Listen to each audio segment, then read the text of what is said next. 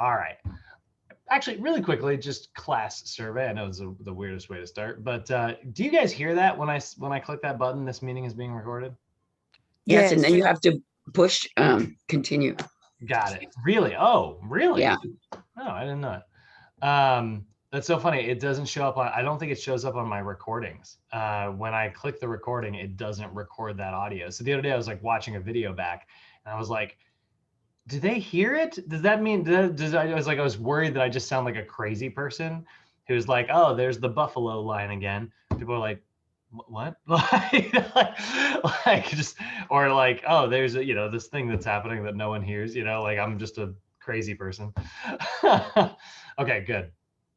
Glad to know I'm not crazy. All right. So let's take a look at chapter 3 here, sports performance testing. As we're talking about this, our objectives today are to understand like what it means for the components of sports performance testing. Obviously, that is a big part of athletics. Athletics are all about like, creating a peak competitor, right? And so in order to be able to get to a peak, we have to know like the baseline statistics. We have to know like where we start. So in order to be able to do that, we need to be able to gather our subjective information. That's all of the immeasurable stuff, as well as our objective information, which is all of the sort of tangible, not that you can necessarily hold it, but very measurable information. So overview that we're looking at, right? Obviously, we're trying to discover our athletes' like, goals. That's part of subjective information, asking our client what it is that they're working on, what their needs are, maybe like what they, again, I get that's kind of related to their goals. And then what their abilities are, right? Like what, what their sort of baseline statistics are. Fitness assessment, definitely not designed to replace any like medical diagnosis or anything like that. This is always there's always something they throw into the assessments chapters, but you do need to remember, we are not diagnosing anything when we are assessing someone. But it does give us a little bit of information about their past, present, and, it tells us a little bit about the future when they tell us what their, goals are, or what they're trying to achieve. And so all of this comes together. The whole point of doing fitness assessments allows us to create these individualized programs for our athletes, right? And that's really what we're going for here. Looking at this, we have our sort of two major categories of information, right? We talked about this before, but we have the difference between like subjective information and objective information, right? So subjective information is all of the information that you cannot necessarily like measure, right? So for instance, asking someone what their goals are, that's really great. And we want them to create like measurable goals, but you cannot measure like what, like what their goal actually is. It's not really something you can kind of like slap a number on, or if you ask somebody what their occupation is, right? That's a really important piece of information for us when we're trying to write a program, but it doesn't necessarily, it's not something you can measure. You don't, if you ask somebody, it's like, hey, what do you do for a living? And they're like, oh, I'm an accountant. You can't say something like, okay, well, how much accountant are you? It's just not a measurable sort of situation there, but that's all right. We have all of our objective information that we're going to get to. So for our subjective information, the first thing you always need to start with is the PARQ, right? We talked about this before, the physical activity readiness questionnaire. This is something you should always be starting with because it determines if the client is ready to engage in physical activity, which means, it's basically determining whether or not you should even move forward with this first initial training assessment. So all the questions on here are somewhat related to cardiorespiratory dysfunction. There is one bone and joint problem on there as well, but for the most part, this is all very cardiorespiratory based. So questions like, is your doctor ever said you have a heart condition? You should only perform physical activity as recommended by a doctor. Pain in your chest when you perform physical activity. Have you had pain in your chest when not performing physical activity? All these questions related to basically cardiorespiratory dysfunction. If your client says yes to anything, you pretty much want to make sure that you have a doctor's note in order for them to be able to move forward. Now, there is the new version, the PARQ Plus 2020. which we can see here, which does give us a little bit more leeway here. So you can see, not a little check marks now, it's interactive. So you can see, oh, you can let me uncheck things. No? Okay, well, whatever. You can see it's got some of the same questions, right? Because your doctor ever said you have a heart condition or high blood pressure, feel pain in your chest during activities. All that's pretty much the same. There is a little bit, have you ever been diagnosed with another medical condition other than heart disease? And you can list that condition like this, and then, you know, select whatever. Prescribed medication for a chronic heart condition. So, you know, if you said yes to all this, it's great. Like, let's move on, right? Put your name down, you know, put your date, and, you know, signature, and, you know, the witness would be you as the trainer, or like, you know, if it's a parent or guardian, you're going to put that there. But if they answered yes to anything above, normally, like in the old version of the PAR-Q, if they said yes to anything, you're immediately going to sort of ensure that they have a doctor's note before like moving forward, unless your gym had like a specific paper that was given to them by your insurance company that says like, okay, if they answered yes to something and they still want to move forward and you feel comfortable as the fitness professional moving forward with them as well, then, you know, you're going to use this. And then there's a whole thing that you can have them sign. That's kind of built into the new PAR-Q. So you can see the PAR-Q Plus has some follow-up questions. Do you have arthritis, osteoporosis, or back problems? Right? If they say yes, then you're also going to kind of follow that down here. Any steroid injections or steroid tablets taken within the last 3 months, you know, spondylolisthesis, like for example, you know, it asks us a little bit more specific. Any cancers of any kind? If yes, then, you know, you're going to fill that in. Heart conditions, if yes, you're going to fill that in. But you can also see if it says no, you're just going to click no, and then you're just going to move straight on to question 4, you know. So then we kind of get through a few more, you know, much more specific medical questions here. And then at the bottom, it's like, you know, you can still choose, you know, if you answered yes to any of the follow-up questions, you know, you should seek further information about, you know, oops, I clicked the link there. Further information, you know, ensuring that you have like doctor's permission to move forward. And then if you declare, and this is where it says participant declaration, that, you know, you still want to move forward, now that's kind of built into this. And so again, name, signature, date, witness, and or parent and guardian. So the new version of the PAR-Q, a little bit more advanced, but it has that sort of, like I said, in the old situation was like your gym would have its own, like, the, you know, your gym's insurance company would give you like a special addendum form that was like, if you said yes and you still want to move forward, sign this saying that like, all right, you said you wanted to move forward, therefore if something happens today, it's on you. You know what I mean? That's a very, obviously it's not worded that way, but that's kind of the form that they used to give you. Now it's kind of built into the new version of the PAR-Q actually, which is kind of cool. You know, that kind of saves us a little bit of time and energy. However, that's not the version that you guys are going to be tested on. This is not in your current NASM examination version. So when you get a homework question, like I'm just mentioning this now as like a, you know, this is something I want you to remember when you get into the real world. But when you get the homework question, or when you take your test someday, one day, when you actually go to do this, if your client said yes to anything, the answer is they should get a doctor's note before, you know, engaging in physical activity. Okay, that's the textbook answer. The real life answer is just a slight little bit different nowadays in 2020. Well, 2021 now, but that's the newest version they just released. So then we've got some more subjective information. You're going to ask about their general and their medical history. So general history is stuff like occupation, background. Medical history is like any injuries or surgeries that they might have had. So these are questions related to a client's medical history, their background, and their hobbies or interests.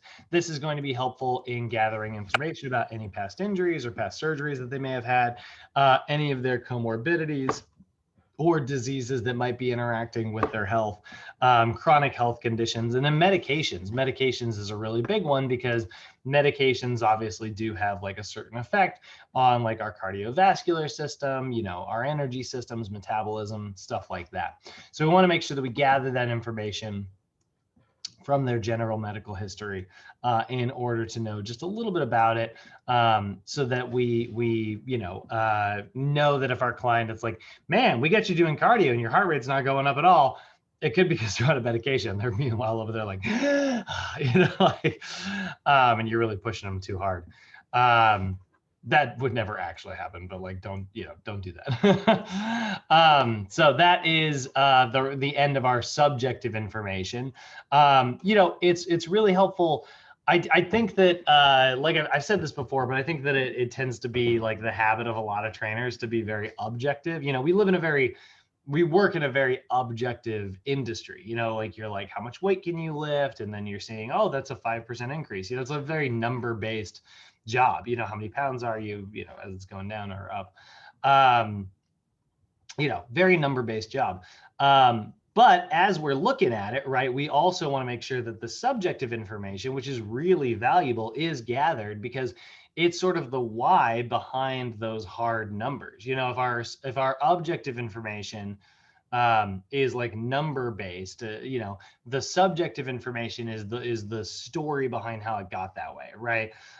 If your client tells you, if we objectively measure someone and they are, if we measure them as, overweight or obese or whatever, and then in their subjective information, we see that they're regularly active every single day. They have a physically demanding job, that kind of tells, it's like, okay, well, like, you may be overweight, but you probably live a relatively healthy lifestyle,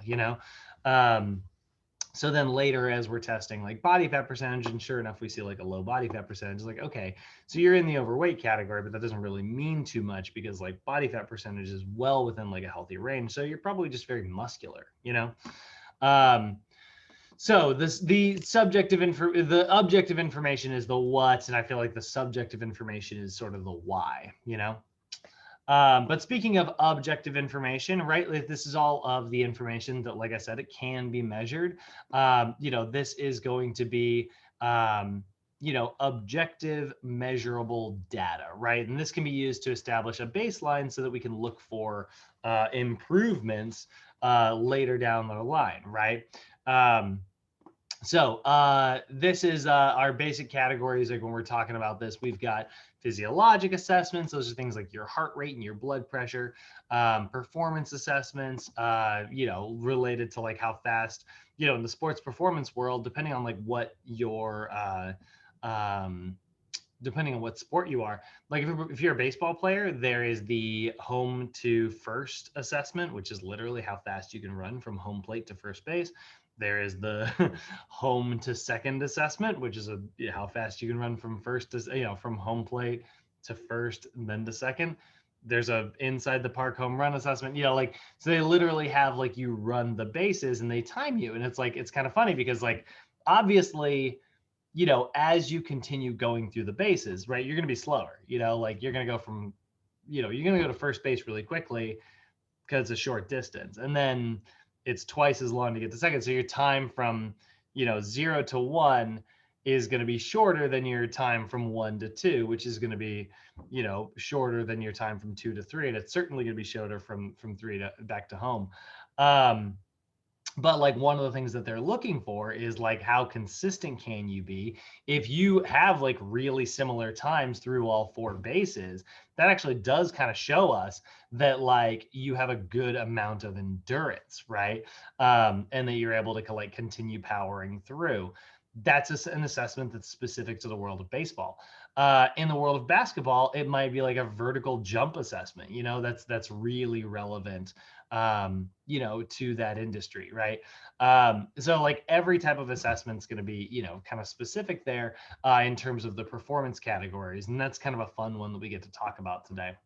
And then there's postural assessments. Postural assessments are also, I kind of feel like a little bit of a why sometimes, like it's like the why somebody maybe has like an ache or a pain, or why they, might be functioning a certain way. But this is, objective data about how a person moves. And we're going to use that information to determine like, okay, well, here's how we can adjust that, right? Like if someone has like rounded shoulders, it instantly indicates to us that we need to do some strengthening exercises to pull their shoulders back. We need to do some stretching exercises to allow those shoulders to get pulled back, Um, so postural assessments are definitely a big one, especially with like a normal everyday client. When someone complains about having, specific aches and pains, we want to, analyze their posture to say, okay, well, these are some things that you can do to have a positive impact on that. Looking at our physiologic assessments, right? Like I said, these are usually related to your cardiorespiratory system and things like that. So we're going to look at your heart rate. We are going to look at your blood pressure, your circumference measurements, and your BMI. Now, I will say, here's the thing. This is one inconsistency. I always like to point out inconsistencies to you guys because they also drive me a little crazy. NASM's being a little inconsistent here in how they are presenting this. They are presenting circumference measurements, BMI, and body weight as physiologic assessments. In your normal textbook, physiologic assessments are all the heart rate stuff or the breathing rate stuff. It's all cardiorespiratory. So like heart rate, blood pressure, VO2, if you like measured it, like if you did like a VO2 analyzer, things like that. And then there are body composition assessments as like a category. That's your BMI, that's your body weight, that's your circumference measurements. The sports book doesn't have that as its own little section here. They just have it listed out as physiologic. For the record, guys, you will never be asked a question about the categories. Like they're not going to say physiologic assessments include and then like a list of options. They won't do anything like that. So this isn't like this inconsistency here isn't going to affect your ability to pass your exam. But for those of you who I like to mention it because for those of you who are like, wait a minute, you said that was a body composition assessment. In the normal textbook, that's a category. These categories don't matter. They're just how these PowerPoints are kind of organized. But I don't want anybody out there to like see this and get like nervous. So I just wanted to address that real quick. So physiologic assessments, right? Heart rate, blood pressure, and then we're seeing circumference and body mass index and things like that. So when it comes to body composition, if we are assessing for body composition, like I said, circumference measurements are really great because they tell you your client's inches, and that's something that you can look for improvement over time. But we've also got like, if you're doing your body fat testing, there's a lot of different ways that you can do this. So there's skin fold testing, which uses that, the Dernan-Wamersly formula. That's the Foresight method, right? Where basically you're going to pinch just above the pelvis. You're going to pinch just below the scapula, the biceps, and the triceps. And you're going to add up all those numbers all together, however many millimeters thick their body fat was, or however many millimeters thick all of the girth of all those four sites are all together. You're going to look at their age, and then you're age and then body girth, and you're going to say, okay, that gives you 17.6% body fat or whatever, right? So that's how we do that version. There's also bioelectric impedance. Remember, bioelectric impedance is where usually it's handheld, or it could be like a body fat scale where you're stepping on it in bare feet, or it could be a combination of both, where basically your body is going to run, the scale is going to run an electric impulse throughout the body, and then that electric impulse is going to estimate body fat percentage, because we know how fast electricity can run through water. So if it sends this electric frequency and it travels at this speed, or this speed, right? Like the tester can analyze and say, okay, this ran really quickly, and you said this person weighed 170 pounds. That means that they have a body fat percentage of 15%. But if like you said they weigh 230 pounds, and it traveled, a little bit more slowly, right? We know that maybe they have a body fat percentage of like 30%, right? So it's able to estimate that because like electricity runs through water really, really quickly, and body fat has very, very, very little water in it. It's mostly lipids. And because lipids are an insulator and they don't conduct electricity very well, um, that's not going to happen as likely. Um, I had a student ask me one time, and I've never actually like looked this up out of curiosity, but I had a student ask me one time, and I don't know if this would be true, but we talk about like how electricity is attracted to certain things. Would being overweight protect you against getting struck by lightning? And if anybody has an answer to that, I've never taken the time to look it up, but it was kind of a fun thought experiment that we had one time. Um, and then that made me think of The Great Outdoors with John Candy, which has one of the funniest scenes ever where a guy gets struck by lightning, and I think it's hilarious. Um, watch that movie; it's a classic. So anyway, that's how bioelectric impedance works. There's also hydrostatic weighing, or they're saying underwater weighing here. Hydrostatic weighing is probably the most accurate version. Again, we know how much water weighs underwater, and we also know how much body fat weighs underwater. Body fat is going to weigh less. So if you're 150 pounds out of water and then you submerge your body completely underwater and weigh yourself again, exhale all of your air out of your lungs, then we know how much you should weigh, right? Based on like what your body fat percentage is. So if you're 150 pounds outside of water and then you are 110 pounds underwater, or well, let's say like 80 pounds underwater, and then or you're 110 pounds out of water, right? If you weigh 80 pounds, that actually means you have a higher body fat percentage because you float a little bit more underwater, you weigh less, that's a higher body fat percentage. But if you're heavy on land, if you're light on land and heavy in the water, that indicates a lower body fat percentage. I got to experience this in real time. When I worked at Biggest Loser, we used to do trainer-led workouts where you would train the other trainers. It was like a staff bonding thing where basically we got a chance to we were teaching group classes all the time, but then like we would do this afternoon section where the whole staff would come in. We would do like a big team meeting once a month, and everybody was on the clock, and you would put your fellow coworkers through like a workout, and it just rotated who like led it and stuff.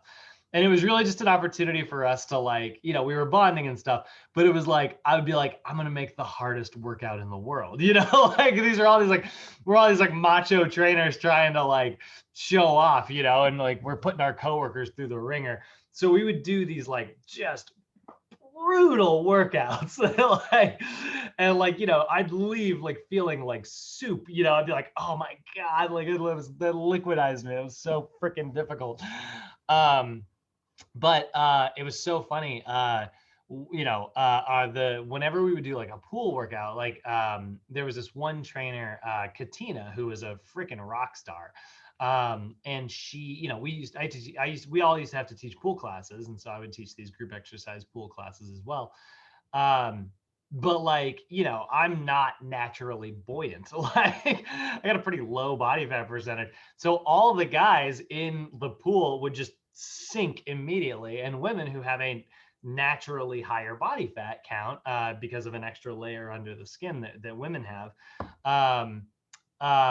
all had a much easier time in the pool. And it was so funny. Like they would all, they were all just like trash talking us because all three guys were just like, and they would just, talking smack the whole time. It was very fun.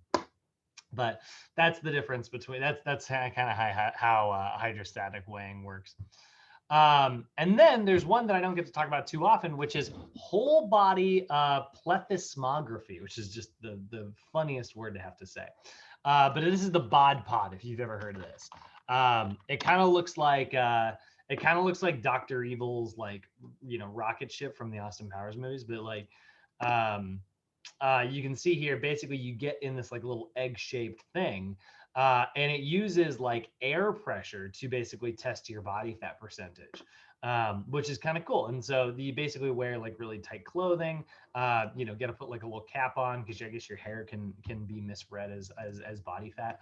But it's basically testing like how much air pressure there is.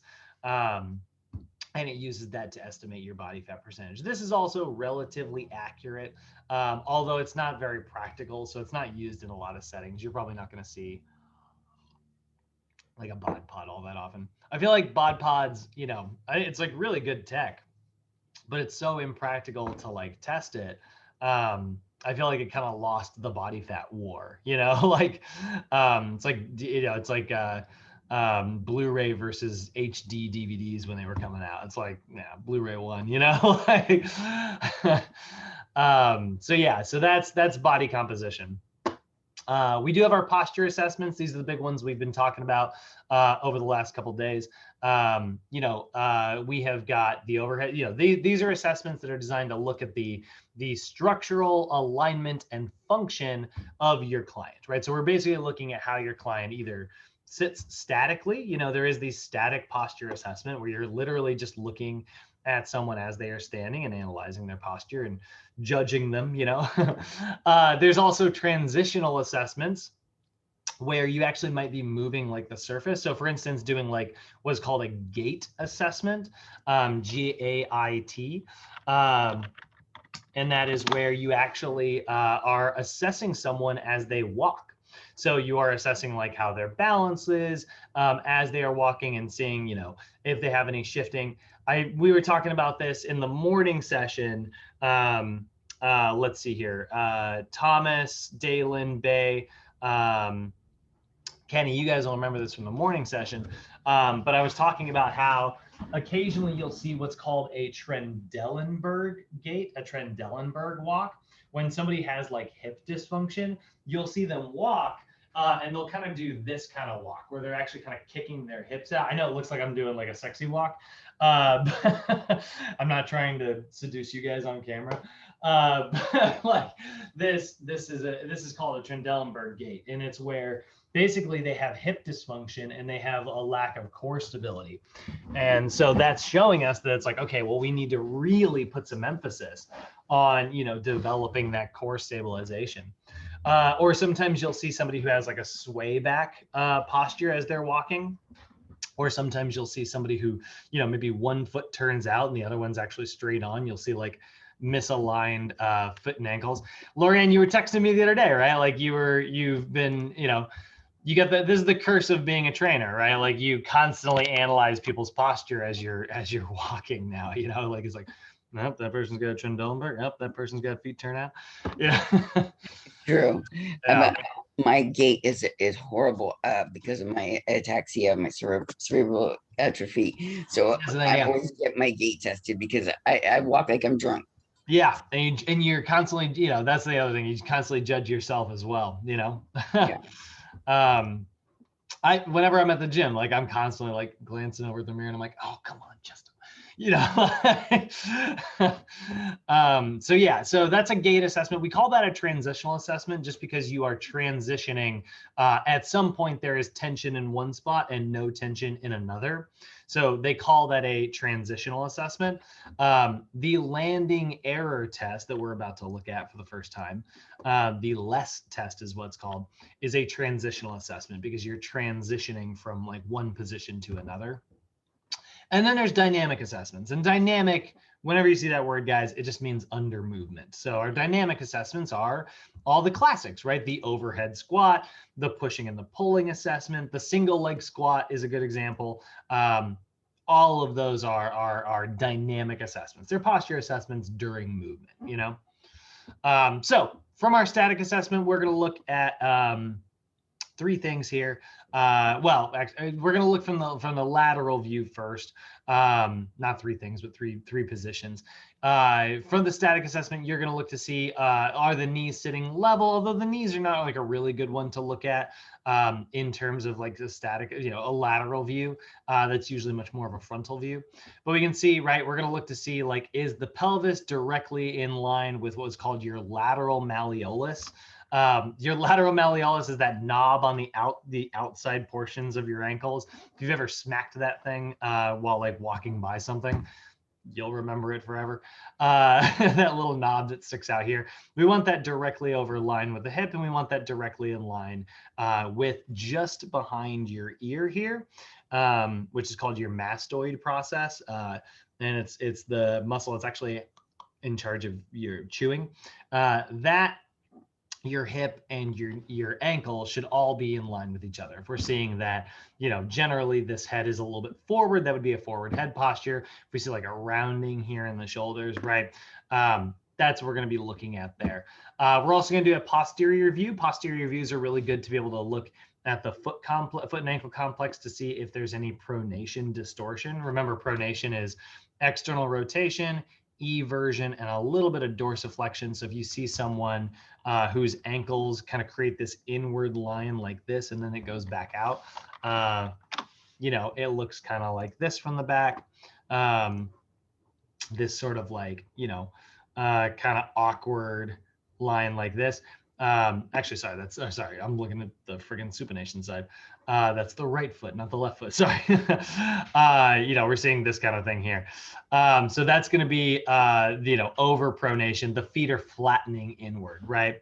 And then we're just looking for basically from the back after that, you're really just looking to see if everything's sitting level. It's a really good place to see whether or not they might have like me, my left shoulder actually is slightly elevated compared to my right, because I have this bad habit of tucking my left leg under my butt, but not my right leg. So it creates a little bit of unevenness here, tightens up the QL muscles. And then why am I not getting a picture of the anterior view? That's weird. All right, PowerPoint, I guess so. There's also the anterior view. And the anterior view is where you're really going to look to see, are the knees caving in, right? That's a really big one. You're really taking a look at that. And then you can see any more like misalignments and stuff as well. Oh, also from the lateral view, you're going to look for excessive low back arching or like tucking, and then shoulder rounding as well. I forgot to mention those. So that's static. Now, let's say they don't have any of that at all. This is an athlete that we're talking about here, so chances are their posture is relatively good, right? Well, great. Now we can move from the static assessments into some of the more advanced dynamic assessments, like the overhead squat, the single leg squat, and the pushing and the pulling. So now we're going to get a little bit of an impression about like how they actually move through specific ranges of motion. These are range of motion assessments, right? So you get the overhead squat. By definition, this is a transitional posture assessment that's designed to give insight into the overactive or underactive muscles during a squatting motion. So we're basically looking to see, do the feet turn out? Do the knees cave in? Does the low back arch? Do they have an excessive forward lean? Do the arms fall forward? Those are our big ones that we're looking at during the overhead squat. So when we're looking at this is where NASM has its overhead squat solutions table, which you can see here if I click it. This is the page right out of your textbook. Not going to be high quality here. It's going to be a little fuzzy, but you can see, right? We're looking at the feet, the knees, the lumbopelvic hip complex, and the upper body. We're looking to see, do the feet turn out? And then that tells us which muscles are probably overactive. We're looking to see, which muscles are probably underactive. And then they got a couple example, like, this kind of writes the routine for you a little bit, we can see like if the feet turn out, probably overactive, soleus, gastrocnemius, so calves, right? The lateral calves. And then the biceps femoris, the short head, which is the lateral hamstring muscle. So a lot of lateral stuff, pulling the feet this way, right? So then we see like, all right, well, when you're writing your stretching routine, when you're writing your warm-up, you're going to SMR, you know, you can use a foam roller or a massage gun or a Theracane or a tiger tail or whatever self-myofascial release tool you want to use. Foam roller is probably the cheapest and most practical. You're going to foam roll the gastrocnemius and the soleus. You're going to get in the calves. And then Thomas, we were just talking about this, right? You do a little bit of an outside foot turn, right? You just expose the outside part of your feet a little bit. That's what's kind of ironic here.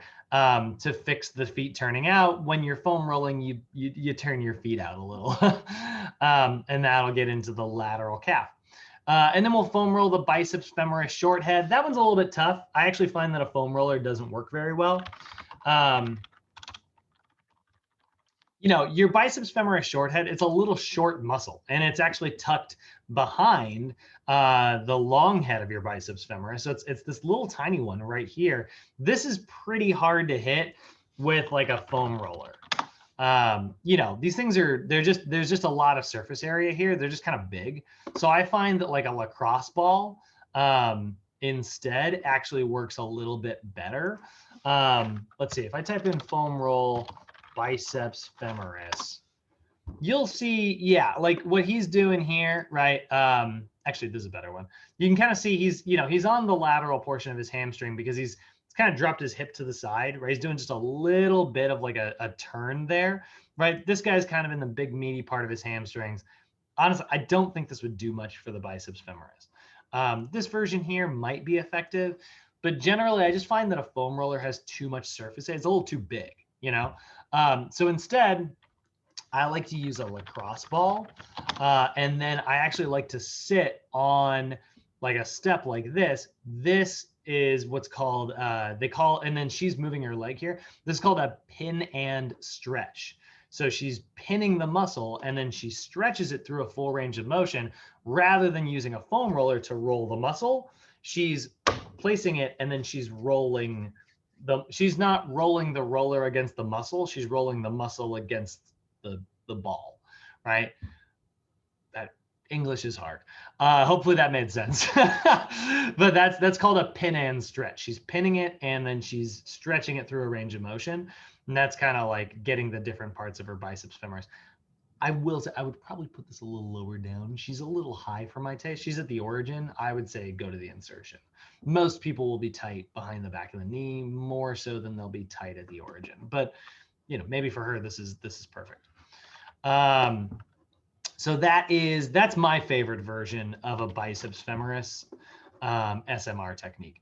So, but there you go, right? Like we've got this written, right? We would say there's our SMR techniques, and then we'd follow it up with our stretches, right? Static gastrocnemius stretch, static supine biceps femoris stretch, which is this one right here. You basically lay on your back, cross the leg. Oh, it's the same guy from the picture we saw a minute ago. That makes sense. So you can see he's basically crossing his leg over his midline. Again, you have to do a crossover in order to stretch this muscle because remember, it's the lateral hamstring muscle. So you need to stretch it by going medial and drawing it away. If he were just to go straight up and down, like, or you could do this version here where you cross it over your midline like that. That's also a that's also a biceps femoris stretch. If he were just to do like straight 90-90, just go straight up and down. That's a really good hamstring stretch, but it'd probably be more in the big meaty part of your hamstring, like the medial side. That's not going to get into that lateral side like we want to.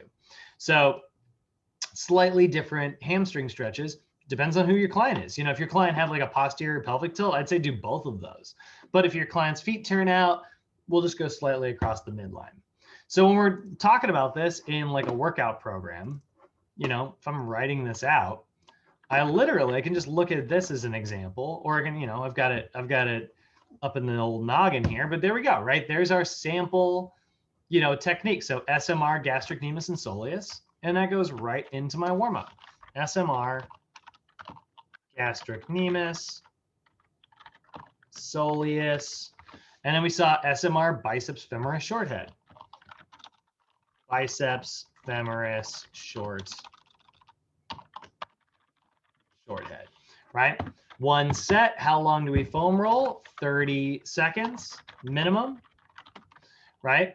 And then on the coaching tips, I would probably say, since we're doing that biceps, for biceps fem, use a lacrosse ball and do a pin and stretch. Right? Now, pretty specific, right? And there it is. I've literally written the first part of my warm-up. Now I just need to add my stretches in here. So static gastrocnemius stretch.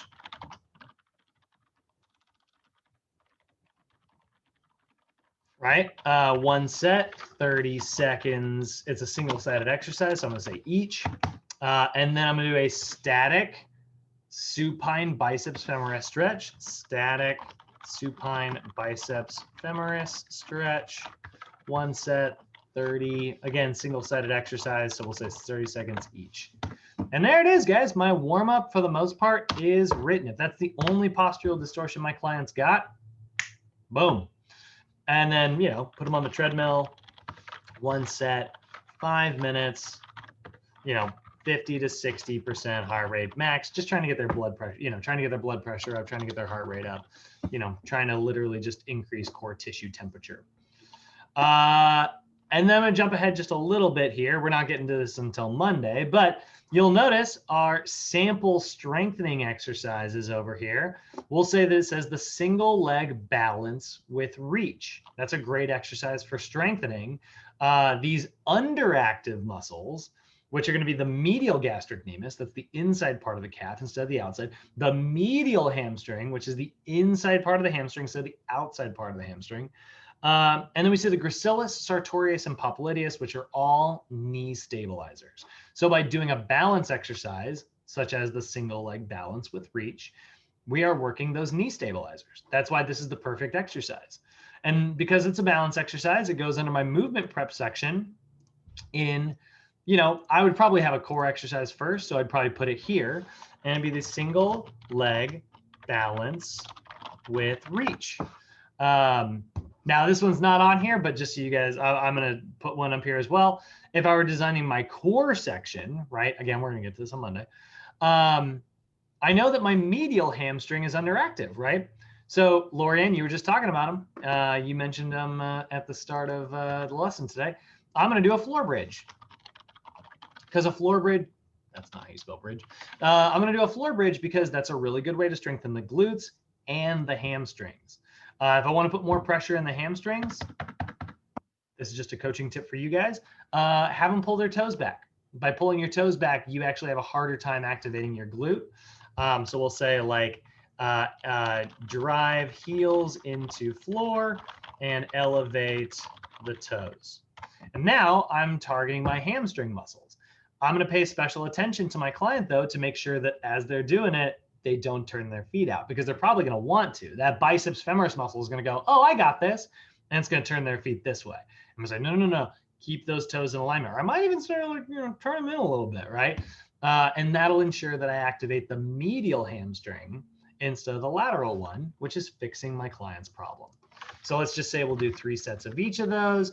We'll do 20 reps for the floor bridge, and we'll do 10 reps each for the single leg balance with reach. We'll do a slow tempo on both of these because we're really trying to teach our client how to activate properly.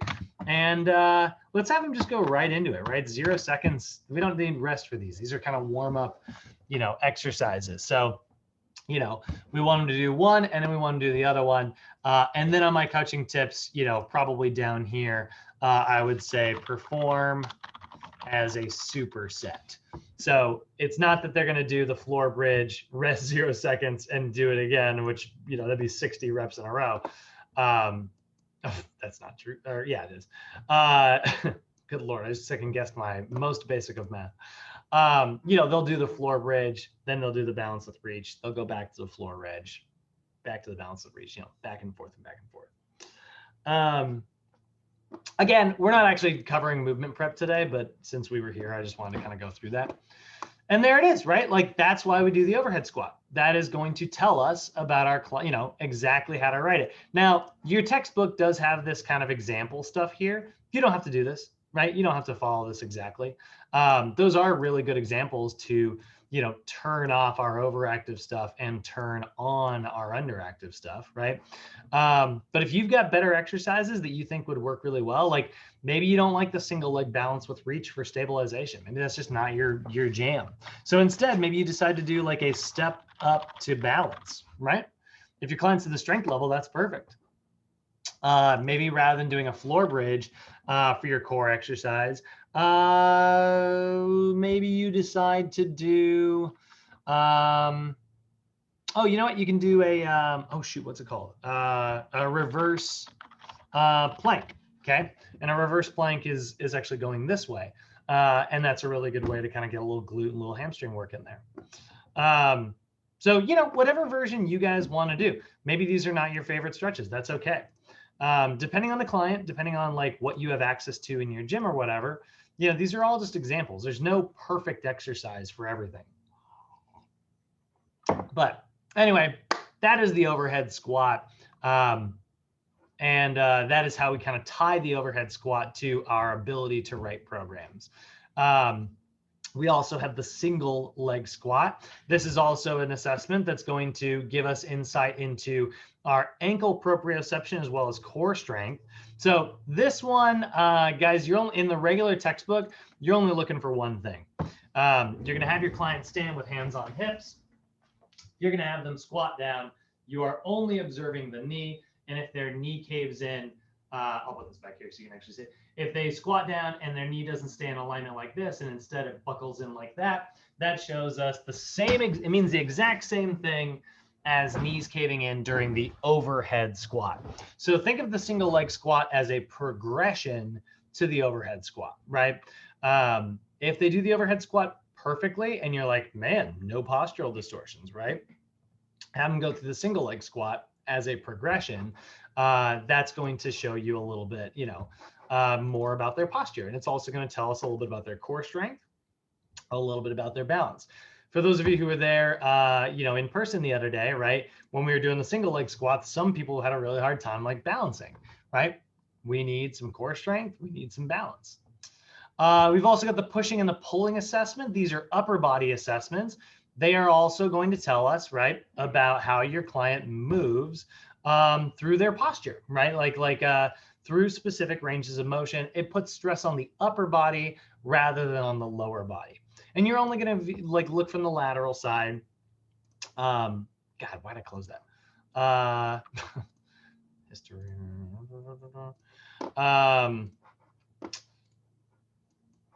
When you look at the pushing and the pulling, right, we're going to look to see, do the shoulders elevate?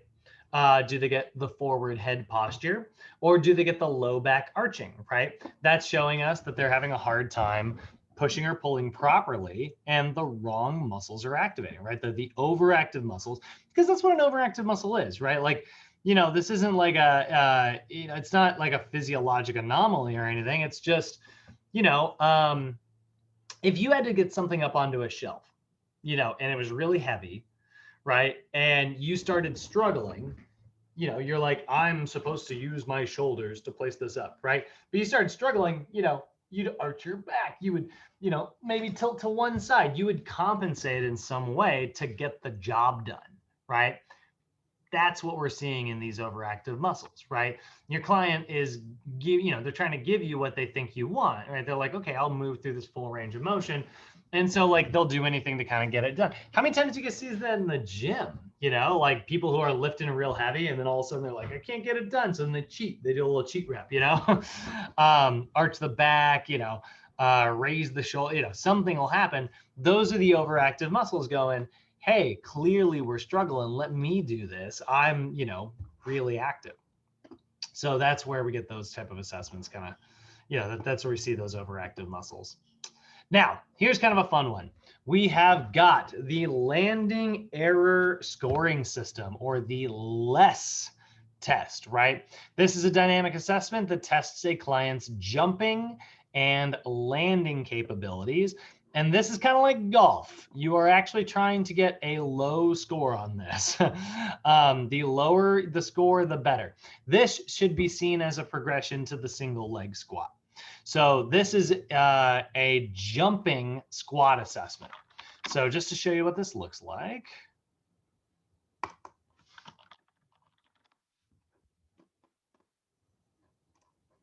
And this is like a kid doing it. He's struggling.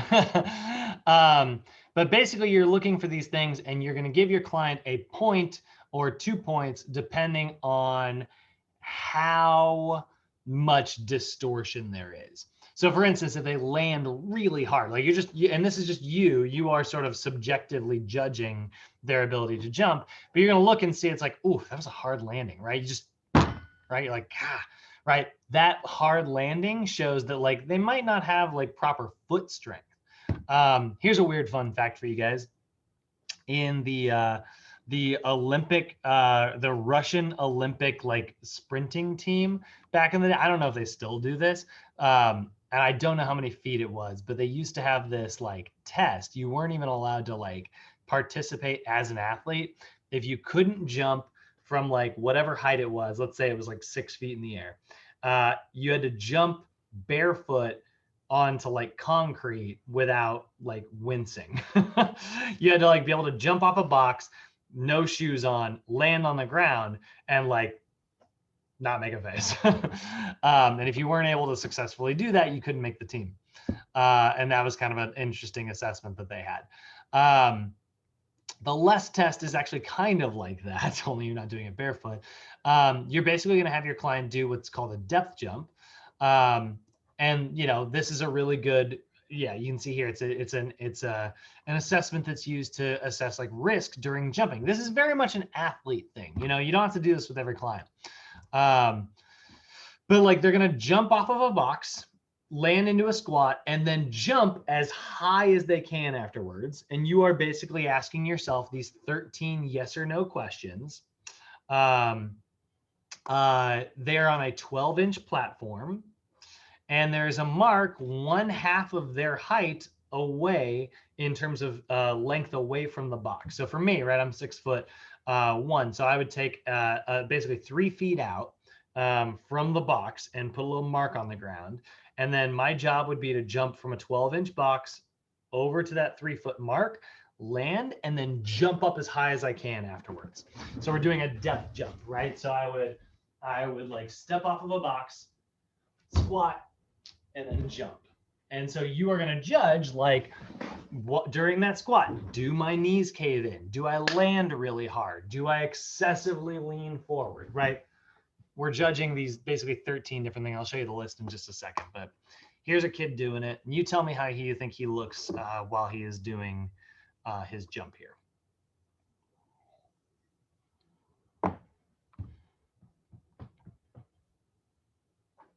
Right?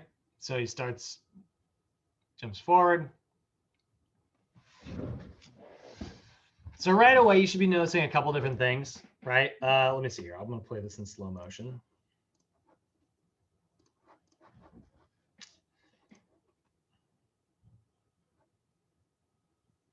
Okay. Let's see it again, kid. Okay, well, hold on. Let's go back to that frontal view. All right. So right away from the start, and this, you know, you're not just assessing once they hit the ground, you're assessing the whole time. You can see right as he's jumping, right, he's kind of already got kind of a narrow stance here. And then his feet, he's definitely pronating a little bit more on his left than he is on his right. And then he jumps, and look at that. As he's jumping, he really caves the knees in, right? Like the adductor muscles are like, we are doing this, you know, like his glutes not doing any work here, right? This is all adductor, which is not designed to do this, right? And then he jumps, he lands, the knees cave, they're wobbling and caving in again. He's definitely landing with external rotation. Now he's pronating even harder on the right than he is on the left. And then he's going to jump, and then he's going to land again. And we're just observing that from the side. And then let's take a look from the side. Jumping, landing, and then here we go. Look, see that excessive forward lean, right? If we draw a line from here to here, right, this line is going to travel about like this, right? And then if we draw a line from here to here, those lines are going to cross over one another, right? Great shoulder mobility though. Classic teenage kid shoulder mobility. And he's got a pretty soft landing. His landing's not so bad. It's not like a really hard transition or anything. So taking a look from the side again. That one was much better, actually. Hold on. Second rep was way better. Let's see how his third rep is. Let's slow this down again.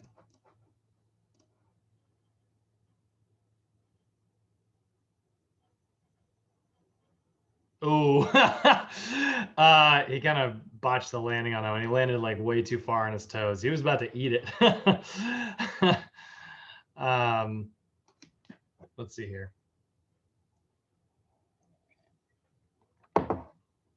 This second one was actually pretty good.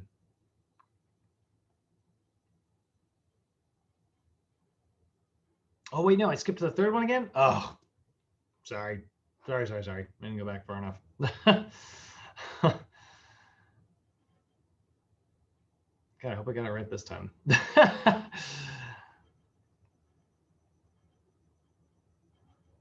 Yeah, look at it. This is a much better angle. He still has like a little bit of the chest drop, but look at the angle here. That's much better on the second round. So let's take a look at what we're judging. You basically have this little scoring sheet here, and here's all the questions you are gonna kind of ask yourself, right? Oh, look, this is actually on NASM's website. Good on them. So we're looking at their stance width. Is their stance width normal? Is it wide? Is it narrow? I would say his stance width was a little narrow. So I'd give him a point for that. Again, it's like golf. Did he have maximum foot rotation? Did he, moderately externally rotate his feet, or did he extremely externally rotate his feet? Either way, he's going to get 1 point, right? Or were they in line? Was it normal? His initial foot contact, was it symmetrical, or did he land with his left and then his right? And did they land out of alignment, or did they land together? 0 points for symmetric, 1 point for non-symmetric. Did he have knee valgus? I'd say he had some pretty extreme knee valgus. I'd probably give him 2 points for that. Did he have excessive trunk flexion? Meaning like, did he lean forward? I would say he did, especially, on the first and the third round. Maybe not the second one. It was pretty good. But I'd say he definitely had some trunk flexion there.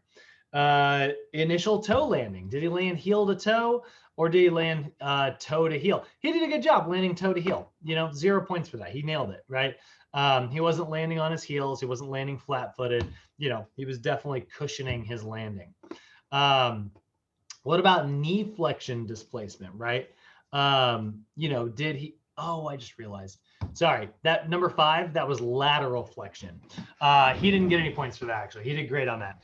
Lateral flexion is where you'll sometimes see people land and they'll twist like this. Lateral flexion is to the side. I didn't see the word lateral there.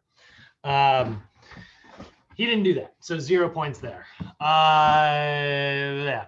Knee flexion displacement. Did he come with his toes like really far forward? Do you land kind of like this, right? Is his toes coming past his knees? I don't think so. I think he looked really good. I'd give him 0 points for that. Trunk flexion, yeah, I'd say he definitely extended forward there. Yeah, probably small there. Total joint displacement in the sagittal plane. Now this is the one that's very kind of interesting. Soft, average, or stiff. His landings were a little rough. To me it looked like he was kind of hitting the ground a little hard, but not too bad. So I'd probably just give him a 1 on that instead of a 2. Again, this is just your judgment, and then there's lastly just a little bit of wiggle room for points here. Overall impression. Do you do average, excellent, or poor? I think he was kind of riding the struggle bus. I give him 2 more points for that. So let's see here. 2, 3, 4, 0. So still 4, 0, still 4, 0, still 4, 6,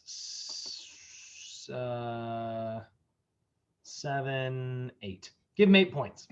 So we're going to look for improvements over time. You know, I'm going to test him every time we do a reassessment, and we're just going to look for that score to get lower and lower and lower. So definitely an advanced version of the overhead squat, but is a very good one for sports because jumping is a huge part of most athletics, right? When you think of like the big three, you think about baseball, they got to go up if they're an outfielder, right? They got to do a jumping. Football, obviously, like there's jumping, you know, usually it's like lateral jumping, but like there's a lot of it. And in basketball, holy crap, you know, if you're training a basketball athlete, you got to do a less test. I used to train these two kids. I haven't worked with that many kids. It's not really my forte.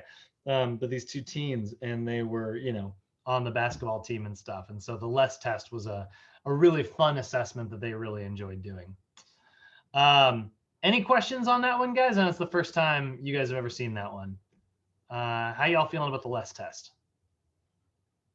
Okay. Not bad? Nothing? Okay. All right. Anybody feel like they're going to try this now? Kenny, I'm looking at you. Feel like you'd be kind of interested in this one, right? Or maybe I'm just making a wrong assumption. Dalen, this is your dunking assessment, right? Yeah. Yeah. I meant to ask you yesterday when you was talking about like the power. Yeah. Right. You need your heavy squat. How to do both. Yeah, you need your heavy squats and you need your jump. That's a big mistake people make, you know. They focus, they're like, I jump all the time and I'm not getting any better. And it's like, you're only hitting half the equation, you know. You want to be more powerful. You gotta hit both sides. You gotta do both. Okay, so now for the record, we don't have the, you know, we don't have the time in 10 days to go over all of them. But the next category we've got are performance assessments. So the performance assessments you guys are familiar with, we got 4 of them, right? We got the bench press assessment, the squat assessment, the Davies test, that's the upper body touch the hands test, and the Shark skill test, which is where you're jumping from box to box to box. You guys are familiar with those. But here's the thing. In the world of athletics, there are millions. Okay, that's an exaggeration, but there's a lot of performance assessments, right? These are assessments that are assessing athletic performance in whatever you're looking for: stability, strength, power, speed, agility, quickness, or maybe just conditioning. So there's a lot of really fun ones here. We don't have time to go over the entire world of them, but there's a really fun one called the double leg lowering assessment. This is actually a core stability assessment. This thing's brutal. I fail this thing every time. Core assessment. This is a really fun one, and it's actually where it's a little hard to perform. You can see there's kind of a down and dirty version. This is somebody's hand going under someone's low back, and then basically they're going to raise their legs up to 90 degrees, and then they are going to lower their legs down slowly. And as soon as you feel their low back push into the hand, you know, however many degrees they got to, that's where the assessment is. Now, that's actually not the original version of the assessment. This like I said, this is kind of a down and dirty version of the assessment. The actual original version, you would use a blood pressure cuff inflated to, I think it was 20 millimeters. And you would place that under the low back, which is enough to where with a natural low back arch, the blood pressure cuff isn't being squeezed at all. It can kind of fit under the little gap. And then their legs go up. And then as they're lowering their legs down, you're going to look at the blood pressure cuff and you'll notice all of a sudden it'll spike, because all of a sudden as their core, you know, gets to a point where it's kind of weak, they'll press their low back in, you know, they'll round their low back into the cuff, and that causes the pressure to instantly spike up because you're squeezing it. So we want them to be able to get through a range of motion. If they can hold it at 90, and that's the only spot where they don't feel any like pressure, that's not very good, right? But if they get to like, you know, the lower they can lower it down, if they can get all the way down without their low back ever pushing on that cuff, that shows great core strength, you know, fantastic freaking core strength. I know for me, I'm not great at it, but that's the double leg lowering test, kind of a fun one. There's also what's called the Sorensen erector spinae test. Actually, I think we're seeing a picture of that here. And yeah, someone's doing that instead of doing the, but basically it's very, very similar. Actually, that's not it. Hold on. Sorensen erector spinae assessment. Yeah. There's two versions of this. This is the version I actually learned in school, where you do it off of a table. And basically you're just going to see how long your client can hold themselves. It's a timed assessment. The longer they can hold themselves here, with the low back, the better. But that actually isn't usually what's done in gyms. Usually in the gym setting, yeah, it kind of looks, well, that was close, but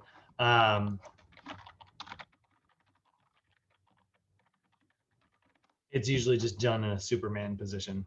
Yeah, most of the time you'll just kind of, rather than being strapped in like that and doing that version, usually you'll just two hands here, lift your chest up off the ground, and you'll just do it from like a stand, just a lying position. So that's the erector spinae. Both of those are core assessments, right? There's also what's called the STAR excursion assessment, which is where your client is actually going to stand in the middle of a mat like this on one leg, and that they're going to reach out as far as they can, and you're going to measure how far they can reach every time. So if I was standing like this, right, you can see I can reach pretty far to the front. I can reach pretty far to this side. But if I go across my body back here, actually that wasn't too bad. If I go across my body here, right, I'm not going to get as far over there as I can get over here, right? And on my right leg, again, I can get really far here, and I can get not as far here. So I've actually got a little bit of, this is because I'm right-handed. You would think my balance would be better on my right leg, but because I'm right-handed, my right leg's a little tighter, actually. So my balance on my right is a little bit worse than my balance on my left, which seems kind of weird, but maybe I've overcompensated over time. So if I were doing this assessment, maybe I would be able to reach to the 60 mark with my left leg, but I'd only be able to reach to maybe the 50 mark with my right. So that shows how good your balance is. You need one of these mats, kind of. You don't really need one of these mats. What you can do, you can tape on the floor like this and have them reach to each position. And then you just put a little mark, take like a pen or something and just mark wherever they reached to.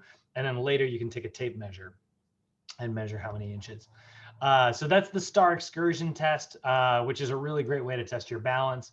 There's the Davies test they're mentioning here. We're familiar with that one. There's the bench press 1 rep max assessment. So you can see like what your maximal strength is. But there's also the 185 pound bench press assessment. Now that's the basketball version. The football version, so in the NBA, there's the 185 pound, there's the 185 bench assessment.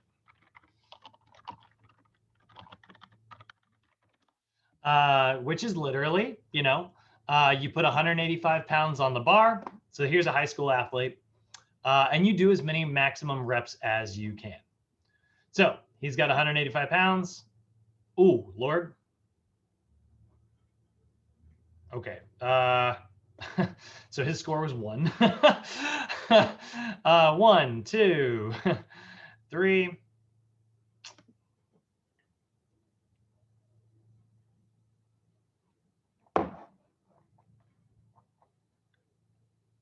Looks like his score was 6.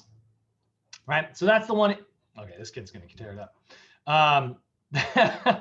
3, 4, 5, 6. Keep your feet down, guy. Good Lord. What are you doing with your feet? Sorry, I'm going crazy here. Drive your heels into the floor. Come on, coach, get it together. So anyway, this is the 185 bench test. Now, what's funny is this is used in the NBA. Okay, so the 185 bench press is actually used as an upper body endurance assessment. It's not considered a strength assessment. I know this looks like strength stuff, but when you're a world-class athlete, you know, it actually becomes an endurance assessment. But in the NFL, it's the 225 bench assessment. So that's what's actually kind of funny. In the NFL Combine, very different than in the NBA. They, you know, different athletes, different sports, different requirements. Here is a crazy. You want to see a record? This is wild. Yeah, here we go. Stephen Pea. So 50, but that is insane, right? Like 225 for 49 repetitions. That's impressive stuff. There's a maximum number of pull-ups. There's a maximum number of push-ups, right? All of these are strength assessments. And then there's power assessments, which are so freaking fun. There's the rotation medicine ball throw. These actually started making their way. Dalen, did you ever have to do any of these? I know they retooled the Army strength assessments. Did you ever have to do any of the medicine ball chucking stuff as like an assessment? No. No? It's either gonna be Marine or Army that does that. Oh, okay. Yeah, so I know they retooled it a couple years ago. New Army fitness test. So the new test involves, like, you know, it used to be, I think it was just push-ups, pull-ups, and sit-ups, if I remember, and then like a run. I think it was just that originally, or actually maybe not even pull-ups. Might have been just push-ups, running, and sit-ups. But now you can see they actually have a reverse medicine ball throw at 10% of your body weight, and then they measure how many feet you can throw it. They do a farmer's carry to see how, you know, fast you can do it. Oh no, they don't have it's not loading. So they got kind of a new retooled version up there. Kind of fun. They do a dead hang instead of pull-ups. So how long you can just hang from a bar. So all of those are kind of interesting assessments that you can do. But here's a good example of all the power ones. There's a rotation medicine ball throw. So how fast you can rotate and throw a medicine ball. There's an overhead medicine ball throw. Kind of, we call that, the overhead medicine ball throw is this version. So it's going behind you.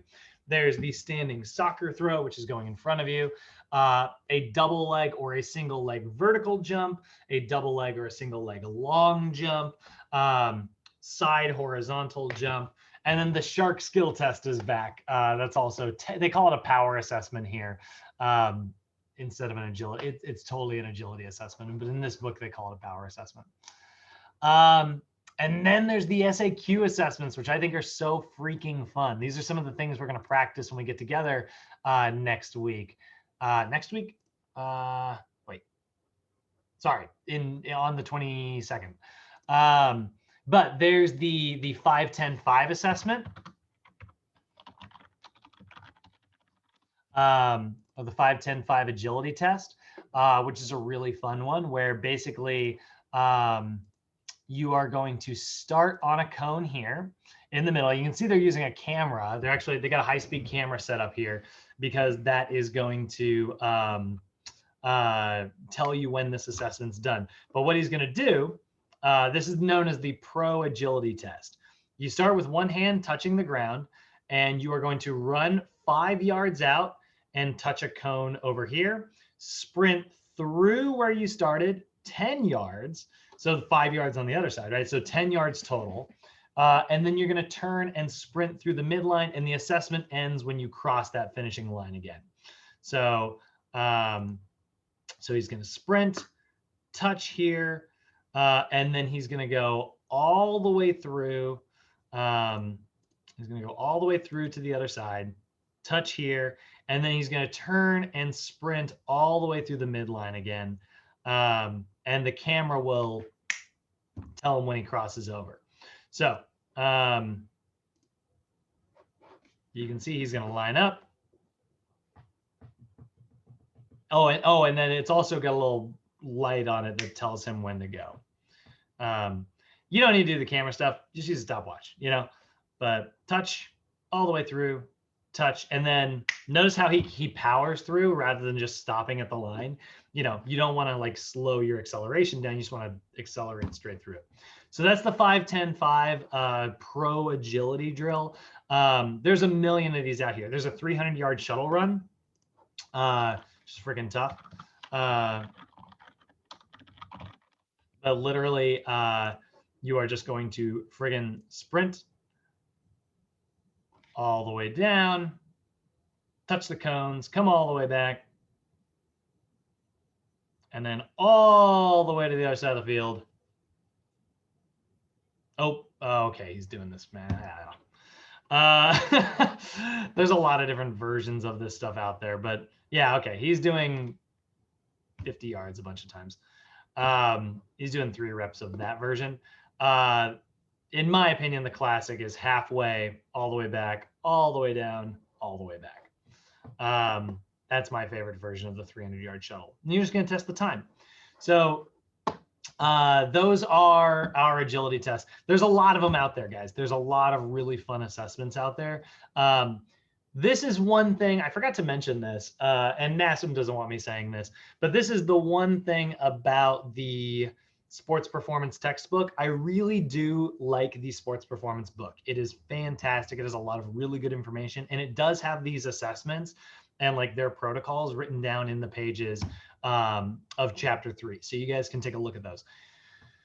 The one thing, if you are actually planning on going into one particular sport, like if you want to be a football coach, right?